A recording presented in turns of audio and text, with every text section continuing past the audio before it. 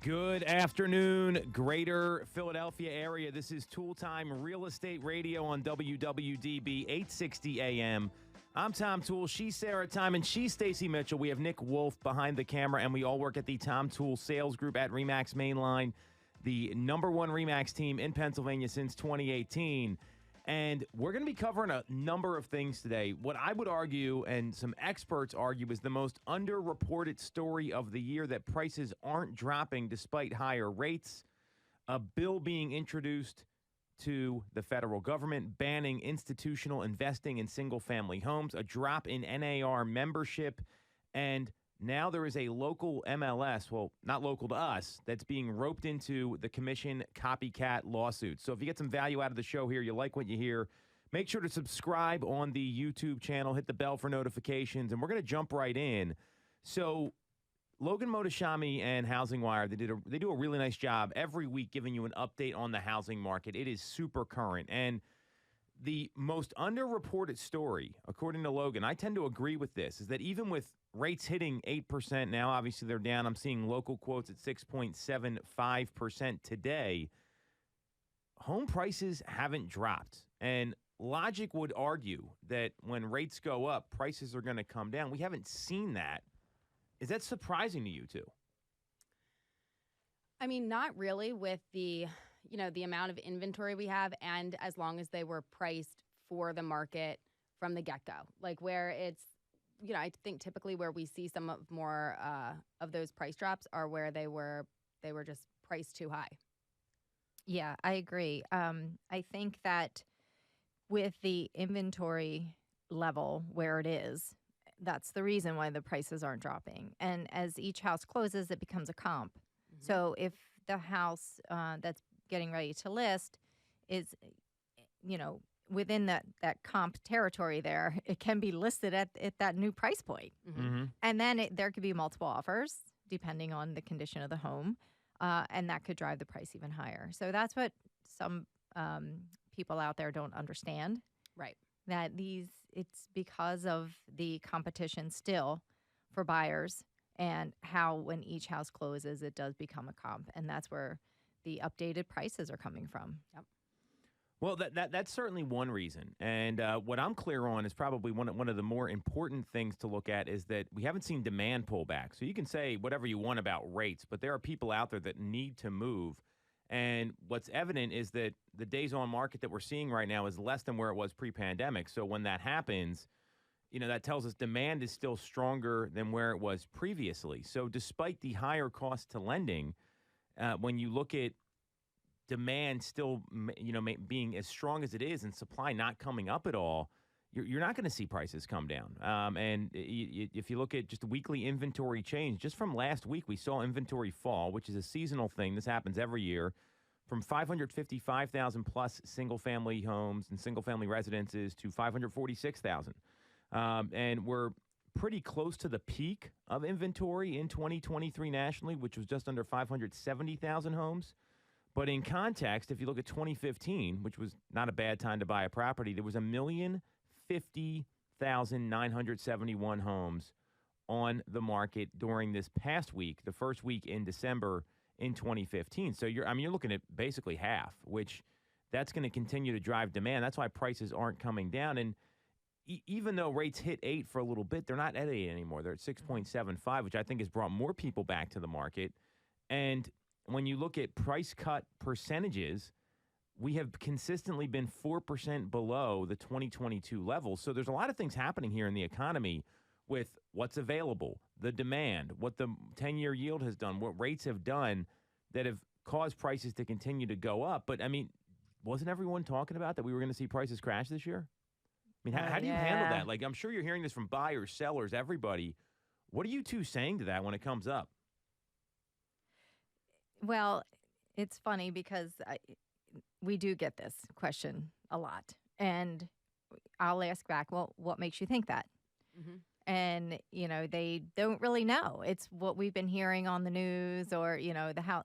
I think it's what they're hoping will happen. It is. It's wishful thinking is what it is. Yeah. But when you actually break down the data for them, then the lights go on. It's like, oh. And they're waiting for this major foreclosure foreclosed property influx to hit the Right. market too. And when you present them with the data about how much equity people have in their homes these days and why there's no reason for anybody to foreclose, or Right. there always is conditions, right? Sure. But for They're the much majority more of likely people to list if they are right. Yes. If they need to Yes. if they need to cash out, they can list They'll and cash get it out. without foreclosing. Exactly. Yeah. I mean, I think just taking them back to the data, I know there's always like different graphs and, visual things to look at from Keeping Current Matters, or like if you go back and like look at some of these Housing Wire articles, they always have graphs. And I feel like visuals are kind of a good way to get a snapshot. And then just like explaining to them that, because of all of these different factors that we just discussed, there is no crash coming. I agree. No crash. I don't see how that would even happen, and no one ever talks about this. I mean, I disagree. We've started seeing positive news like the past 2-3 weeks about housing, but all year long it's been rates are too high, affordability stinks, and now that the economy settled down a little bit, the Fed's chilled out a little bit, and obviously we got a meeting coming up here. We're going to talk a little bit about that, but you're seeing that what happened last year. Last year was the adjustment. And now we're actually higher than 2022 values overall, even though they came down a little bit. And the reason a lot of people thought prices would come down is because when volume decreases, usually prices follow. But the volume of sales didn't decrease because of a situation or an economic issue like we saw in 2008, because people couldn't afford homes and the economy was bad. This happened because there was nothing available. So that's why the number of And it wasn't nothing available. There's still plenty of homes that are selling. We're going to see 4 million sides this year, or 4 million sales, 8 million sides. But when that happens and you see a decline like that, people assume it's going to be price. But all the data here that I'm seeing, and we look at this on the show every week, but I'm studying this constantly, is that there's no way prices come down, at least in our market. Places like Austin, San Antonio, where they built up really quickly. It was demand fueled by the pandemic and relocation. We're just not going to see that here, and almost everyone else is agreeing. But you never see anyone talk about this. That's the interesting part here. So, I mean, you two seem to have a really good handle on how to address this with consumers. And I think the next question that we get here as we look forward is we got this Fed meeting coming up, right? So the big question right now that a lot of people have is, are we going to see the Fed, going into the holiday, are they going to – it's not so much the rate hike, because a lot of people agree we're not going to see a rate hike. There's a 93+% chance we're not going to see a rate hike. What are they going to say after the meeting? That's what concerns me the most, because they do one thing and say another, and what the Fed says matters a lot, especially in the Q&A portion of the press conference. And – we've seen inflation data settle down. We've seen some other things happening. So what do you think the commentary is going to be like afterwards? Because the comments will tell us where rates will go. I mean, they have like a real hawkish tone. It might be a problem. If they're a little more relaxed and saying this is what we wanted to happen, this is how we were hoping things would play out, there may be another softening of rates here. Yeah, they love to make comments that affect the market, right? Honestly, it's hard to say what Jerome Powell's gonna talk about, but I believe that they're gonna be finished raising the rates. I think the numbers are coming in where they want them to be, or I should say, more closely to where they want them to be. It's never gonna be their 2% rate inflation. But it is softening. So for them, that's good news. And again, I'll go back to it's an election year, so they'll want to keep the interest rates, more palatable as opposed to, increasing and people complaining. And I think, for them, they would rather have a more smooth economy than having the Fed increasing rates and causing more stress and angst amongst consumers. So I don't think they're going to raise the rates. I don't know. They probably won't say too much to panic folks either, because they don't want to disrupt the markets right now. I think they're probably going to say they've been doing the right thing, and now we're in a better spot. They're going to take credit. They're gonna stroke. Take credit for what? Making everything go haywire here? Right. Maybe they are. Right. See, we're doing such a good job. Right. The inflation rate's down. Yes. Sounds like a typical politician to me. Yes. Yep. I think that's probably where it will That's go. a good one. Yeah. I just get worried because we've seen them, hey, we're not going to raise rates, but we're going to raise it 5 times over the next. I mean, it's just these comments are very concerning. Now, the flip side is you look at what inflation's doing, and, we're now talking about rate cuts in 2024, but inflation has settled down a bit, right? We're not seeing 5 to 8% inflation anymore. We also got retail sales that are going to be coming up this week. So there's a lot of things that are going to be happening that I see that will influence these comments coming up. And just to give everyone the odds, this is like the betting line for what the Fed's going to do. So the next meeting is coming up here very quickly. It starts tomorrow. We got 22 hours left until the meeting. It's a 98.4% chance we do not see a rate hike. There's a 1.6% chance we do. I like those odds. I think that's pretty strong, and that's certainly encouraging. And a lot of people, ING in particular, so ING Economics, if you don't follow them, a very large economic and financial analysis firm, they expect a rate hold, and they think we might even see 4 rate cuts in 2024 and a couple more in 2025. So do you think that actually happens? Is ING right here with their predictions? Wow. 4 next year? Yeah, I don't know. That seems. I mean, that would be great. But I also feel like there's so many revisions to the initial, what they're predicting that goes on as things play out. That I think that there certainly could be cuts. I don't know if there will be 4. And I feel like partway through the year, if it's not trending that way, just a revised statement will be sent out. You could be right about that. I mean, that's definitely very true. I mean, 4 is a lot. I would think maybe 1 or 2. Mm-hmm. Maybe 1, hold steady. Maybe another one, hold steady. But Yeah. 4 is a lot. I mean, anything's possible. I mean, we predict a lot of things that don't happen. Right. So anything is possible. Again, especially when, they want the perceived economy to be good. Right. Yeah. That's very important. So, if things keep going the way they're going, I mean, it's clear the Fed was wrong about like this jobless recession, and this was another great analysis after the jobs report that we got last week. It showed unemployment at 3.7%.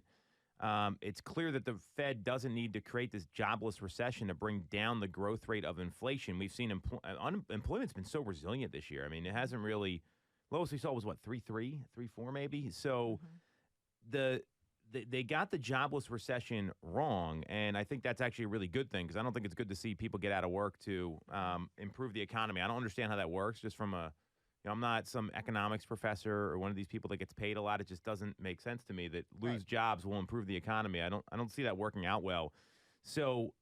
But what we've seen is that it looks like people are more cautious with their spending now, and we've seen wage growth kind of flatten out a little bit, and these other things have happened to get the economy to calm down because when we saw the economy really take off, there was a lot more disposable income because people weren't able to go out to dinner, right? They couldn't go out and socialize, so there was a lot of forced savings that happened during the pandemic, and because of I'm really glad the Fed was wrong here. I think that's a good thing, and maybe they're going to realize that because unemployment and wage growth were the things that caused them to keep raising rates. And now that they've seen that it's not stopping, but inflation's calmed a bit, I also get the sense they might not be so dead set on this 2% inflation target anymore. And we're talking about comments after this meeting. I would love to hear, hey, we know 2% is not realistic. That would be like the best thing you could hear from the Federal Reserve coming out of this meeting because I don't see it happening. I mean, 2% inflation. I mean, you look at home prices, 3 to 5% a year is a really great number. So I think it's kind of unrealistic to get that number down to 2. And they've been using this lag data when it comes to rentals, and rentals have kind of cooled down a little bit as well. We're seeing that rentals are the rates aren't dropping, but like they're stagnant, which is something with rental data. So that's kind of my hope here is that if they came out and said, hey, we know 2% may not be realistic. That would be a great thing. Do you two think that's going to happen? I don't. That they're gonna make Tell us comment. more. I mean, yeah. I mean, Well, again, it would be them admitting that they were off target and they were off the mark. And just anybody in the federal government, it's hard for them to admit that they were wrong or that, they were looking at, wrong markers. I just don't think they would ever admit to that. They wouldn't come out and say it. Yeah, I don't think that they would ever say this was an unrealistic number. Maybe they would say this is our new new projected point that we're trying to hit. That's a great analysis, Sarah. Keep going. Yeah. Yeah, like maybe they would be like 2.5 or 3% or like whatever the new number is, but and then just roll with that and not without ever saying 2% was just unrealistic and we weren't going to get there. Right. Yeah. And maybe they'll also pull something out of that inflation number. Right. To make it a 2%. Right. You know what I mean? Because they pulled out energy and they pulled out food costs and things like that. So we finagle it this way. Oh, yeah.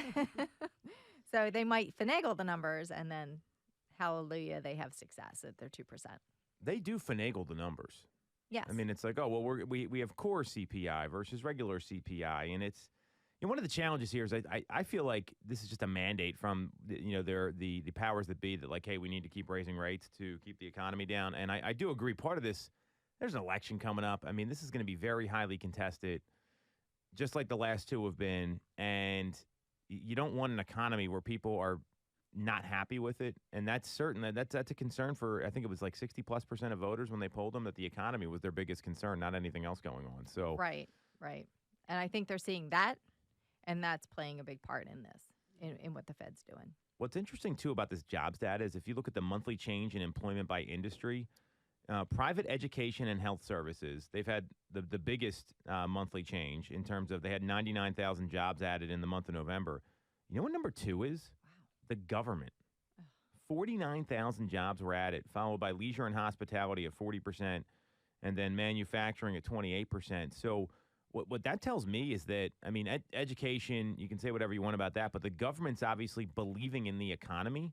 So why would you keep raising rates if they're hiring at that pace? I mean, they're adding jobs, and there's other challenges there too, because the government has an insanely high amount of debt right now, which is another problem. So, but that tells you their actions, I think, speak louder than any comments we're going to get here. I have to agree with that. That's actually a disappointing number that the government's growing. So usually the government has disappointing numbers associated with their job performance. So that's accurate. So are we all in agreement we're going to see a rate pause here? I mean, I think it's that seems like what we're talking about. Any other predictions coming out of the Fed meeting? Do you think they're actually going to revise the inflation forecast? I think they're going to. Well, they're definitely not going to raise rates again. Right. Not yet. And I like Sarah's analogy. I like how they're going to come out and either they're going to pull something else out of their numbers to get to that 2%, or they're going to say, things are looking so great, and our target now is going to be this, and didn't we do such a wonderful job? Right. I tend to agree. I mean, the government is not that person that takes I shouldn't say person, but that entity that doesn't take accountability for their actions. It's not like, hey, we really screwed this up, or that's my fault. You never hear that coming out of the government's mouth. So, the economy, I'm really optimistic heading into 2024. I mean, we're seeing rates come down. I see a lot of life in the market, more than maybe we normally would. People are still giving us that holiday objection, but there's a lot of opportunities to meet with folks. I see the first quarter as being a pretty robust first quarter for real estate. What's your take on that before we wrap here at the break? Yeah, I would agree. I mean, I think there is a lot that can get done in the first quarter there, and kind of trying to get that filled and started early on and kind of build some momentum will be kind of key, I think.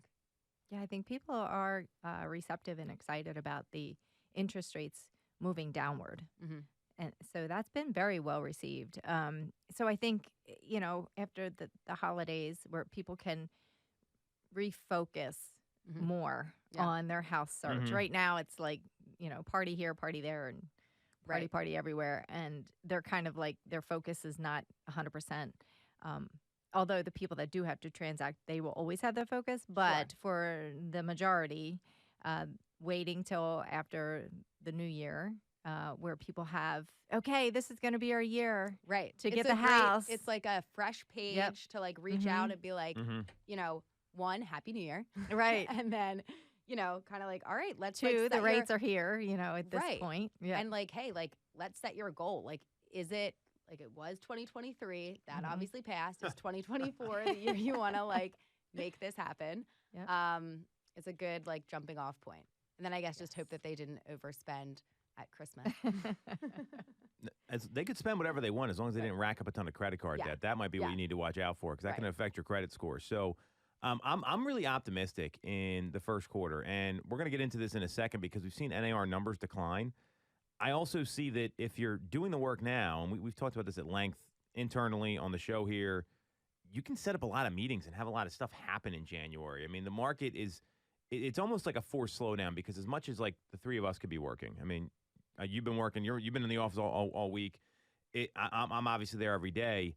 Some people just aren't going to do anything, no matter what you do. And you can't, you can tell them the benefits, you can talk about rates, but they're just not doing anything until after the holidays. But if you can get those meetings set up, like, hey, while you're free, if you got some time off, let's just sit down and plan and strategize and show them, hey, prices aren't, and there's all this good news now. It's not this stuff about unaffordability or rate volatility. We've been pretty steady on rates, which has been good, and that's why I'm hoping the Fed doesn't, shoot themselves in the foot or stick their foot in their mouth at the end of this meeting here coming up. So I'm in agreement with you too. So we're going to take a quick break. We're going to come back. We're going to talk about the bill being introduced to ban institutional investing in single-family homes, and NAR membership, the National Association of Realtors membership, is declining again. This is Tool Time Real Estate Radio on WWDB 860 AM. Have you considered a career in real estate? Do you want control over your income? Whether you have a license or not, call us today at 610-692-6976 or visit TomToole.com. Join our team, the Tom Toole Sales Group at RE/MAX Main Line. For the best local mortgage service and great rates on your money, look no further than Mortgage America. We've been operating in the greater Philadelphia area for 40 years with a focus on smooth, easy access to home purchasing. Whether you're a first-time buyer, upsizing or downsizing, or just refinancing, we have programs for you. We also have closing cost assistance programs and access to subsidized interest rates. Pre-approval is free, no costs or commitments. To learn more, visit our website at mymortgageamerica.com or give us a call at 610-439-8000. We always have a person available to take your call with around-the-clock human service. Purchase your home with the personalized, local service you find at Mortgage America. Mortgage America is an equal housing lender. NMLS 128501. I'm Tom Toole of the Tom Toole Sales Group at RE/MAX Main Line. If you're thinking of becoming a real estate agent in the greater Philly area, I have a special offer for you.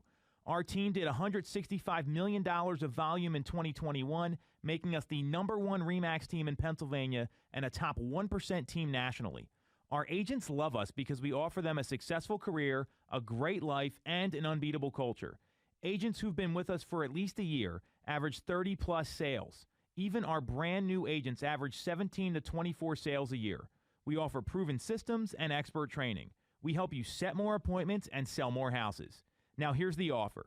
If you don't have a real estate license yet, we offer real estate scholarships so you can get one for free.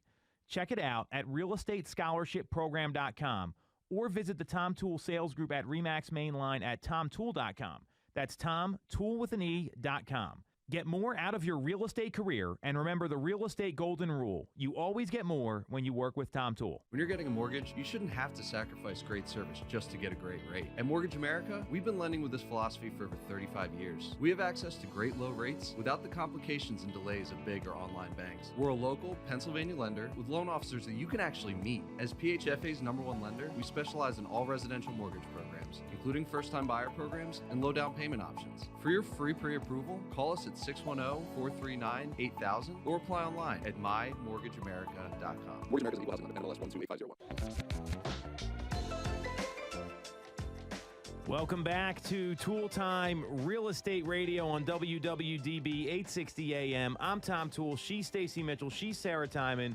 We have Nick Wolf behind the camera, and we all work at the Tom Toole Sales Group at RE/MAX Main Line, the #1 RE/MAX team in Pennsylvania since 2018.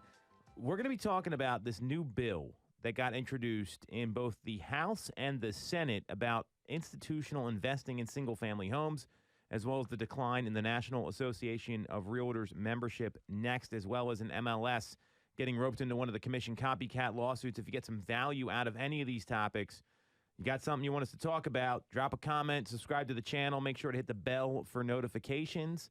So, did you guys see this bill that got introduced last week? No, not until reading these. Not until I sent this to you. Okay, Yes. I love it. I appreciate the honesty more than anything else. You guys are too focused on helping people buy and sell real estate, so I can appreciate that.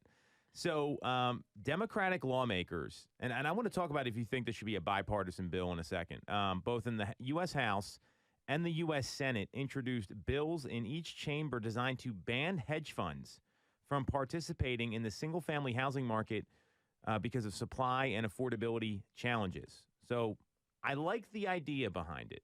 We'll talk about what's more practical in a second.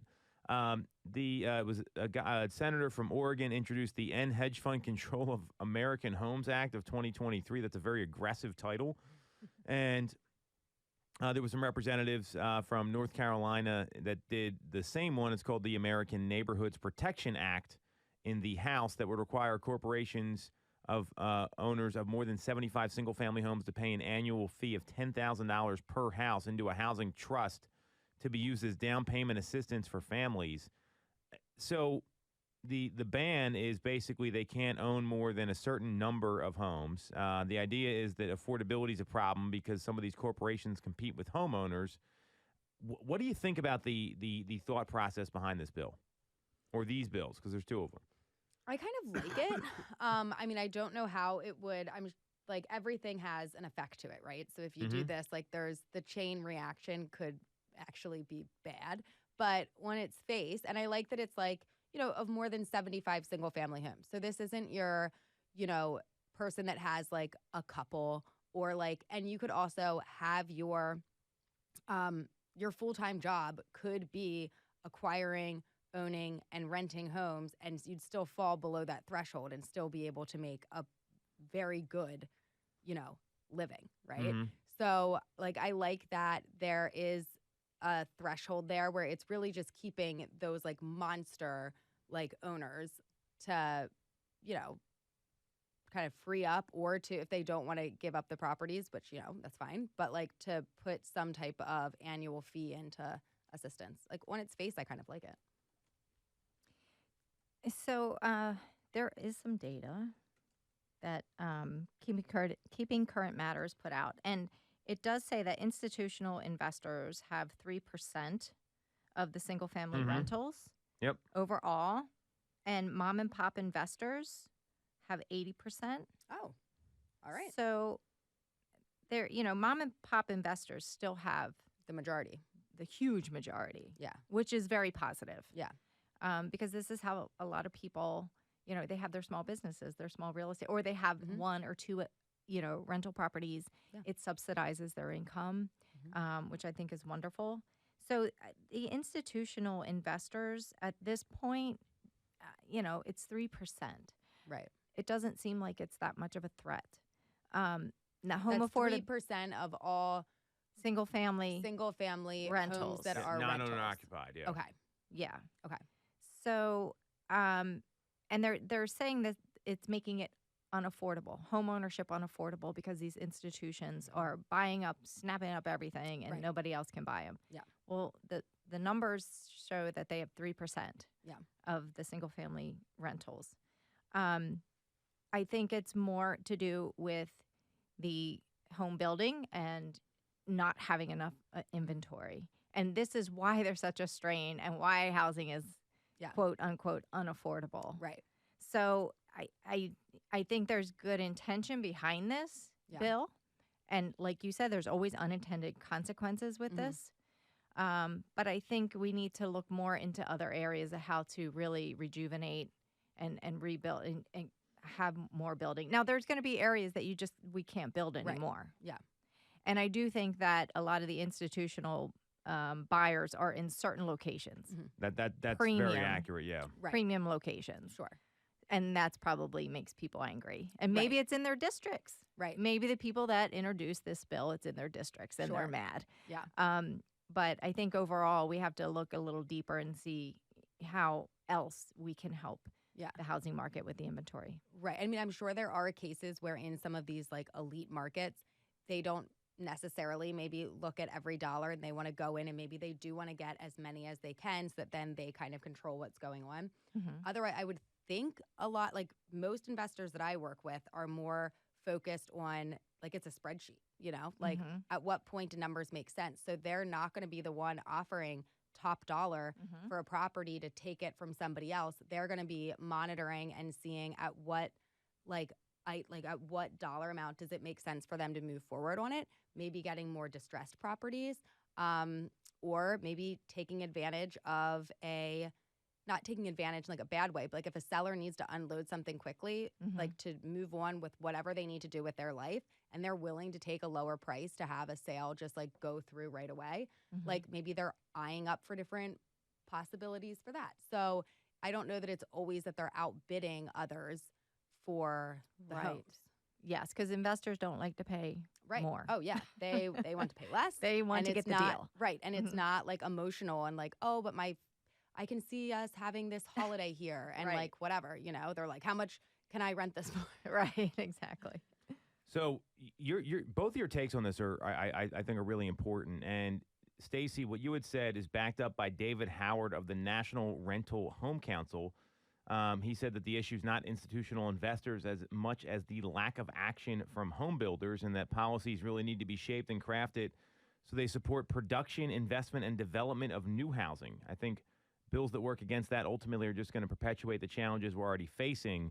So that's pretty relevant. That it's a lot of it's like local zoning codes. Like they can only build certain kinds of properties, and we've gone over this before. The average sale price of new construction homes, county by county, outside Philadelphia, ranges from $800,000 to $1.2 million. Wow. So any new homes that are being built are not affordable properties, and that's one of the challenges here. And that's their base price. Yeah. Well, yes, yeah. So I mean, just add $200,000 on top of it, especially at that price point. So, you know, it's the idea is good. I mean, I like the idea behind it. Although at the same time, I also invest in real estate, so I don't like that there's a limit. Obviously, it's and they're actually, this bill requires some of these people to sell all the properties off over a 10-year period. So, you know, and these are businesses that are being built. So it's, you know, it's one of these things where I don't know you solve this on the national level because every housing market is different, right? Where a lot of these institutional investors purchase are places like North Carolina and Texas and Florida and Arizona. We don't see a lot of that here because, one, they don't like the product here because it's older. They tend to have a buy box that they want homes built after 1980, as an example, that are 3 bedrooms and no larger than 4 bedrooms. Like it's not like they're taking up all the inventory in all the places. So to me, it's fixing it on the local level, maybe approving more multifamily developments, maybe being a little looser with zoning codes. And that's the only way to really solve this, because you'll see people flock to where new construction is. I've seen this historically where new construction may be a little further out, might not be in the location someone wants, but they're willing to go there because they want a new house. And that's going to be a big driver here. So I tend to agree. It's like they tried, like they meant well with this. Yeah. And I meant well is like one of the most insulting things to like a business person. It's like, hey, nice try. Like you really gave it a good shot there. But I like the idea. I don't know how this wouldn't get passed. You would think it'd be a bipartisan bill, although people are saying that the likelihood of passage is low. I would also imagine that if you are an investor or that you own over that amount of properties, you would have either good lawyers or people that wouldn't you just then like create another name of your company and then sell half of them to your own like other or LLC do like or I something. feel like if you like you would do something to protect that and like prevent having to like give to affordable housing and like you know what I mean. I think that like you'd probably find a way to skirt around it, and then the amount of money that would potentially have to be spent to like track them and like do whatever, maybe just off the bat put that towards this program. I mean, you can get pretty creative with LLCs where you can have like a master or, you know, a parent company and then every property's held in its own LLC if you want to Right. do that. So, now, I mean, who knows what's in this bill? I haven't seen it. I'm not going to read it either because it's probably like 100 pages long and it's got a bunch of government pork in there that's going to promote all the other stuff instead of Right. the actual crux of the bill here. Mhm. So, the issue's home builders, though. I do agree with your take, Stacey, and what the National Rental Home Council said. So, but your understanding of it is really great. I'd love the government to get involved in this on some level, but then the other part of me says the government's just going to screw it up and make things worse. Yeah. It could go either way. So it's a tough topic right now. I mean, it looks like at least people are thinking about it, which is good. And it kind of there's a question here of will this actually help affordability? And Lance Lambert from the Resi Club, he came in and put something together where basically he said that this bill, which could drive out institutional investors entirely and might create some supply, would that improve affordability? And a lot of people don't think so because we still have too much demand as it is right now anyway, like we just talked about. I mean, we need millions of homes, not like a couple 100,000. So that's the challenge here is that it's not like this isn't like a quick fix. It's 3%, right? 3% is not enough. So that's Lance's take on this, and I thought that was pretty interesting. So and this kind of leads to the next topic, which is NAR membership dropped again. So if you look at NAR membership through the month of November, another 6,000 members dropped and left the association entirely, and it's now at 1.578 million agents last year, and now it's at 1.572 million agents this year. We see this decline. Is it a seasonal decline, which I think some people just get out of the industry altogether? Is it because dues went up? What do you think is the reason behind the membership decline right now? It could be that there's not enough homes to sell. Well, I think it's all of the above. There's Yeah. people getting out of the business altogether. But also, you've had some brokerages say we don't have to be members anymore. Our Right. agents don't have to, Yeah. pay dues anymore. So I think there's a lot of that too. Yeah, I think it's a combination of mainly like the people just getting out of the industry entirely. It is it's a bit of a trickier market. Things, you have to navigate some more things. You have to work harder. So that in itself could be enough for some people to pull out. And then obviously if you're in an area where you don't have to be linked in order to get access to the MLS or whatever, then they may not see any benefit in it. I would find it like I feel like you would be on the verge of just leaving the industry anyway if the reason that you left was dues going from here it says 150 to 156. If you're leaving over $6, but I think it's a lot higher than that, isn't it? Or is that like another thing that I gets think lumped they into? lump stuff together. That's NAR only. That doesn't Oh, include okay. PAR and like the Okay. local board and everything else. Yeah. So I've got a theory on this. I think when it comes time to renew licenses in May, you're going to see even more people drop off. And at least in Pennsylvania, I don't know what it looks like for what the renewal date is across the country, but I see this time based on renewal. Mm-hmm. I mean, NAR's already got annual deficits of 10 to 15 million. If they didn't pay Bob Goldberg a couple years for sitting Right. on his ass doing nothing, Mhm. we could have, we could have saved a lot of money there. They're forecasting a 15% drop in membership. So I think there's more to come here, and it's going to be in two waves, Stacey. I do agree with you. There's going to be some people that say, I don't need NAR anymore. We don't have that choice here. So I'm not going to sit here and tell you what I would suggest we do or don't do, but I know there's other people that have the choice. Mhm. And what I mean by having the choice is not needing NAR membership to get MLS access specifically, not Right. needing NAR membership to get the electronic keypad, Mm-hmm. which I think is a total pain in the butt. And that's another whole problem. But it's these things we're forced to use. And with renewal time coming up in May, I mean, and what everything that's going on, you're going to see some people that just let their license expire, and that's going to be it. And there's going to be other people that don't want to be part of NAR. Remember, in the Anywhere and Remax settlements, part of the settlement is that you don't have to be part of NAR anymore. There's a lot of agents that are with Coldwell Banker and Remax and other companies Redfin already withdrew entirely. We saw an office in the Seattle, Washington area, or at least in Washington State, Coldwell Banker Danforth. They already withdrew from the organization. We know people who dropped their NAR designation a while ago because they didn't need it in other states. I can tell you about it off air. I think that's going to be part of this as well. And I think that it's going to be renewal. It's going to be people getting out of the business, and it's going to be they're sick of NAR. Yeah, there's been a lot of negativity swirling around NAR. Deservedly so, by the way. Right, deservedly so. So people are just, they want to separate themselves from it. Unfortunately, we can't. Right. So, but this is the result of a lot of their actions, or lack thereof. Yeah. So this is what we're going to see. And it's a continuing ed year, so people might just not want to. Well, it's not just the renewal cost, right? It's like $96 to renew your license, but now there's so many ways to get free class. And we have a free class like next week at our office. I mean, it's all over the place, but some people don't want to do that. You don't have to sign up and spend the $500. I mean, you can get like a $99 package at online schools.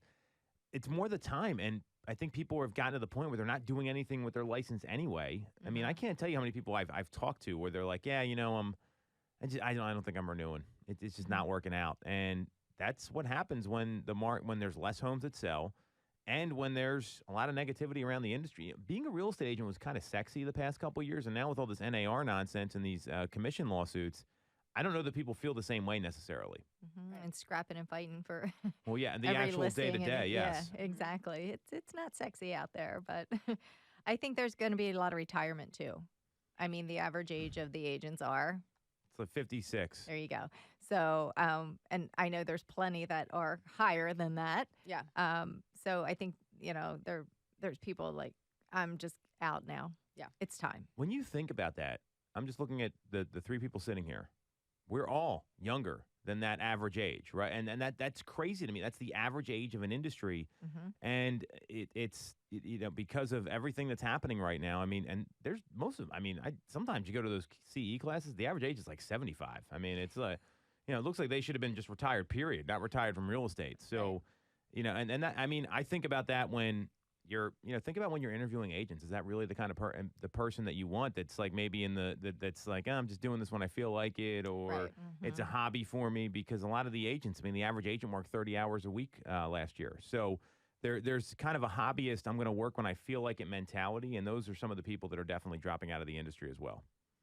A hobbyist is good if you're like knitting mittens, but model trains, that's a good one. But if you're dealing with someone's biggest financial investment, you don't want a hobbyist. Right. Yeah. Yeah, beekeeping's a good hobby. Yeah. Right.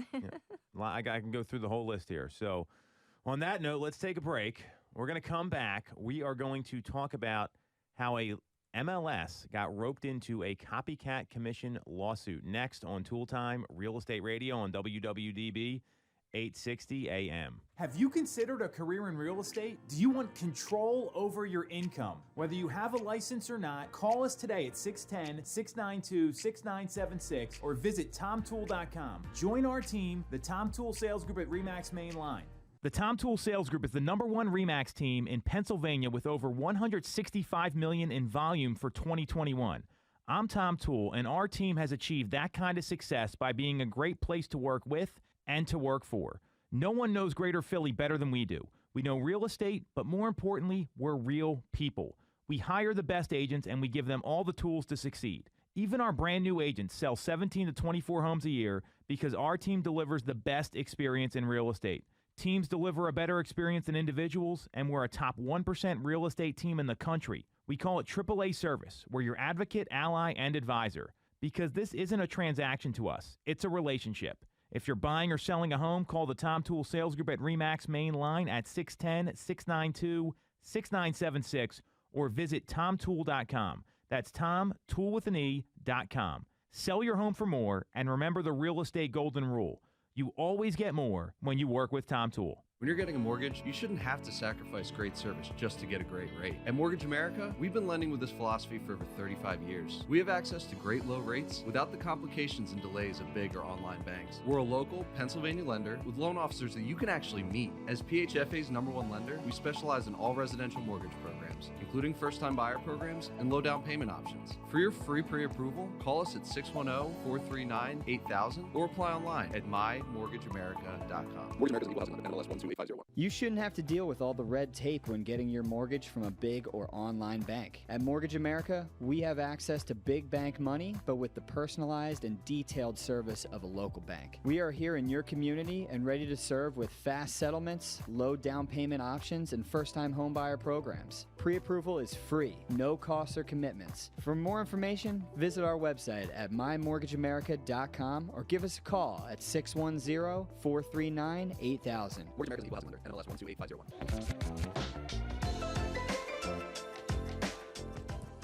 All right. Welcome back to Tool Time Real Estate Radio on WWDB 860 AM. I'm Tom Toole. She's Sarah Tymon. She's Stacey Mitchell. We've got Nick Wolf behind the camera, and we all work at the Tom Toole Sales Group at RE/MAX Mainline, the #1 RE/MAX team in Pennsylvania since 2018. And we're streaming live with this show every single week on YouTube. If you like what you hear, hit the subscribe button, click the bell for notifications, and we are going to dive into a new commission lawsuit. There's according to Hank Lerner, by the way, who's the PAR legal advisor, there's 171 copycat lawsuits that have been filed. Wow. See? Bananas number. You did kind of Seeing dollar signs there. Yep. So 171. However, on Friday, a new class action antitrust lawsuit was filed in the Northern District of California outside of San Francisco in the Bay Area with a Bay Area home seller. And among the defendants, along with NAR, was the San Francisco Realtor Associations and the BAREIS MLS. So they're local MLS and 5 national brokerages. This is the first one we've seen an MLS get looped into. And I'm not, totally surprised by this. And I'll tell you why in a second. Here's the list of defendants. NAR, Anywhere, RE/MAX, Keller Williams, Compass, EXP, the Bay Area Real Estate Information Services, Marin Association of Realtors, North Bay Association of Realtors, Northern Solano County Association of Realtors, and Solano County and Solano Association of Realtors. It's a lot of people.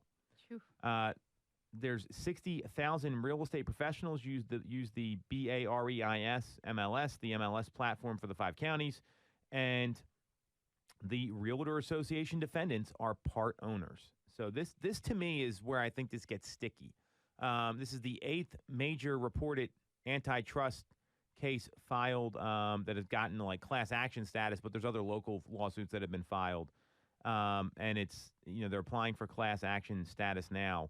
What do you think about the MLS being included in here? That to me is the biggest piece of news that I see. There's not a whole lot of information on this, by the way. Yeah. I don't know. I mean, this really, it's getting out of hand. I'm going to be really curious to see where the original suits go as far as their appeals. Right. And how that plays out. And if it's tossed out. Because if that's going to set the precedent, because these new lawsuits that are cropping up, to me, it's like, it's for other reasons. Everybody got wind. There's a lot of attorneys now that are probably seeing. Well, they're probably making a lit. They're probably pulling data for all sellers in the past, whatever, and then calling them. Saying, circle dialing. They're circle dialing. and just to, when these lawsuits take place, and injury lawsuits, they do this too. They include everybody in the original lawsuit. We're going to include PennDOT. We're going to include the insurance companies and every person that was standing by, the maker of the stop sign, and things like that. So I think you cast a wide net to see what you can get. So I think they're dipping their toe in the pond here with the MLS. Right. So here's my observation. I don't see much with the merit of the lawsuit when it comes to price fixing or There's a conspiracy theory that we all charge the same fee, because I know in practice that just doesn't happen. I've lost listings because people were willing to cut their commissions. I've seen in the MLS that people offer out less than the norm, if you will, whatever that number is. And we're not going to talk numbers here because that's an illegal conversation. So practically, I don't buy any of this. NAR and the attorneys in the Missouri lawsuit, the Sitzer Burnett suit, they did a bad job. And let's just call it what they got beat, right? It's no different than when the better team loses a game in sports, like they just got beat. That's what happened there. We'll see what happens with appeals. The one issue I do see is the forced usage of the MLS tied to being a member of the Association of Realtors. That's why it's part of the settlement with RE/MAX and Anywhere. And I'm surprised this hasn't happened sooner, because and then if you notice, Bright kind of broke away when all this was going on and said, hey, you don't have to offer out compensation anymore. Then NAR supports it. And that's where they lost the case in the first place. These states, and we're one of them, where you're stuck, you have to use, if you want MLS access, you have to be a member of the board. It doesn't, that can be, some sort of challenge. Because what if someone doesn't want to be part of the National Association of Realtors? Right. There's nothing in state law that says you can't sell real estate unless you're a realtor. You have to be a real estate salesperson. That's what the license says. So I do see some validity to this, and I think that's kind of, that's kind of my observation with this. I mean, it does make some sort of sense to me, and I think the MLSs need to be careful here, because if they don't adjust their rules and like the clear cooperation rule is another great example. We talked about that on the show a lot, and that was years ago when that came out, right? And who's the National Association of Realtors to tell a homeowner, hey, if you want to list with an agent, you got to put it in the MLS? Right. What right do they have to do that? And that's the problem here.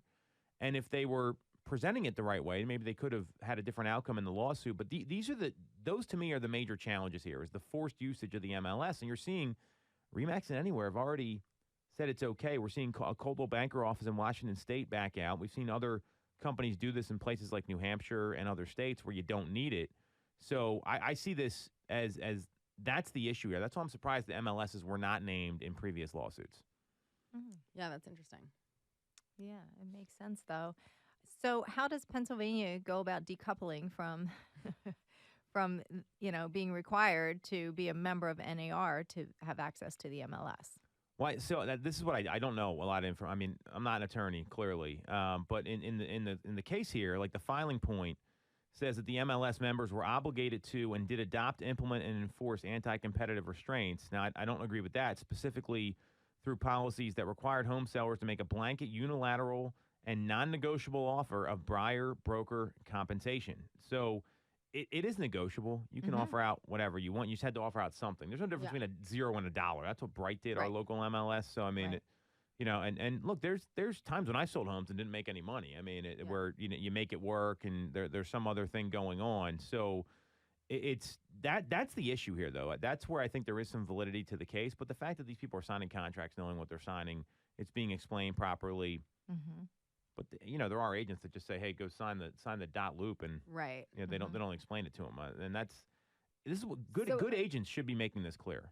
Are they saying that they would have liked to determine the amount after the home is under like that? They're not saying that at all. Right? I mean, I don't think that's the case here. But I see why the MLS is getting roped in. Yeah. And I've been to the T360 conference where these guys have there's guys and gals that are like the CEO of the MLS. I'm like, what does the CEO of an MLS even do? Like, I mean, it's like, I mean, you got some tech features there. Like, I didn't realize it was such a big thing. And this is the challenge with MLS usage. Now, there's places like New York City where they don't have MLSs, and I think it's a little bit of a challenge sometimes, finding what's for sale and doing things differently. But this is the challenge here. I would be surprised if more MLSs don't get roped into these lawsuits. Yeah, this will definitely set a precedent, obviously, because it's going to be, oh, well, we left them out. Let's loop them back in here. Let's go again. I mean, if they have a CEO of the MLS, there's money to be had. Right. Interesting. Very. But it would be nice in our marketplace to be able to decouple. I think that's what's going to happen here, is that you don't have to be a member of NAR to get MLS access. And it was that Rex Zillow lawsuit. They kind of said the same thing, where they got Rex that now the company's defunct now, but they couldn't get their listings adopted the same way on Zillow as like a Remax mainline listing because they weren't part of NAR or the MLS, which they couldn't get on there anyway, and Zillow's a brokerage, so it gets very complicated. The case overview is that the lead plaintiff sold a home, paid a 3.5% fee to the listing agent, 2.5% to the buyer agent, and they allege conspiracy among defendants to require seller to pay commissions for the buyer as well as the listing broker, paying inflated commissions on the sale of their home, which, again, I don't really agree with. I mean, these things get negotiated all the time. That's just not accurate. Right. But they're negotiated with the broker, right? And the broker is the one that offers out. Well, you can say, hey, here's my fee, and I'm not negotiating it, but it is negotiable. Like that. Right. I mean, that's how negotiations It's all work, negotiable. Right. Yeah, everything in real Isn't that estate is just how- negotiable. Isn't that just how life is? Like, Negotiable. You draw your line. Right, Like, exactly. Whether you're going to willing pay it do or some not. Stuff, not. Yeah. This is. Yeah. And what yeah. do I get for that money that I'm paying out? I wouldn't be surprised if we see this go to the Supreme Court. I mean, I think this is where, I mean, 'cause there's Okay. so many of these things going on. Yeah. I mean, how far is it going to go? Right. So that's all we Supreme got Court's this getting week. backed up. Yeah. Well, I mean, you got to start hearing these cases at some point. So that's all we got this week. Remember to follow and subscribe to the channel on YouTube. You want to follow Sarah? She's on Instagram at Ty_TyTime. You can follow Stacey at the number 2 Mitchco. You can follow me at TomToole3RD. And we'll be back live every week, streaming live on YouTube here on WWDB 860 AM. This is Tool Time Real Estate Radio.